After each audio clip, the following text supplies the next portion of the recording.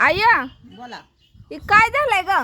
काय झालंय आता काय कळना आपल्याला बी आता काय समजना. बैल पोळ्याचं शुभेच्छा द्यायला आलं काय ते? बरोबर आहे खरं. हाय का नाही? हा बघा बरं कसलं भारी दिसायला लागलं. आता ढग आलं त्याच्यात ढग आलं ढग आलं का? ढग आलं ढग आलं. आलं.